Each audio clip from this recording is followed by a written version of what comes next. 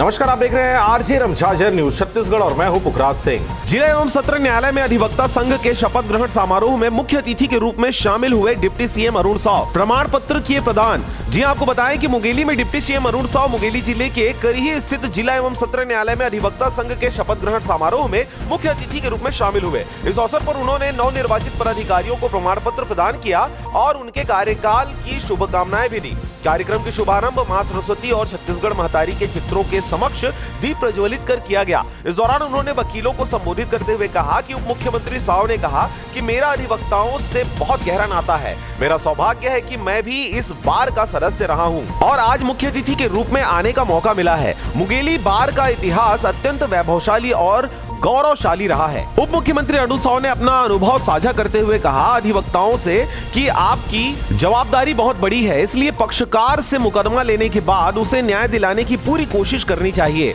वकील मुकदमा जीतता है या सीखता है, हारता नहीं है। समाज में वकीलों की बहुत प्रतिष्ठा है। समाज की सेवा में आपका भी योगदान महत्वपूर्ण होना चाहिए। उन्होंने कहा कि पक्षकार कितना रुपया देगा इसका मूल्यांकन नहीं करना चाहिए। अधिवक्ताओं का पूरा ध्यान पक्षकारों को न्याय दिलाने में होना चाहिए। उन्होंने नवनिर्वाचित पदाधिकारियों से मुंगेली बार की गरिमा को और आगे बढ़ाने की बात भी कही। इस दौरान आपको बताया कि ई लाइब्रेरी की सौगात भी डिप्टी सीएम ने दे डाला। जिला एवं सत्र न्यायालय में ई लाइब्रेरी की घोषणा की और फर्नीचर के लिए आवश्यक पहल करने की बात भी कही। इसके साथ ही वहां सुविधाओं के विस्तार के लिए हर संभव सहयोग के लिए आश्वासन भी दिया। मुंगेली से वार्षिक बंजारा की रिपोर्ट, आरजे रमझाझर। तो आप देख रहे थे आरजे रमझाझर न्यूज छत्तीसगढ़। मैं था पुखराज सिंह। चैनल को अभी तक आपने सब्सक्राइब नहीं किया तो कृपया चैनल को सब्सक्राइब कर लें। खबरों को ज्यादा से ज्यादा शेयर करें। फिलहाल मुझे दीजिए विदा। नमस्कार।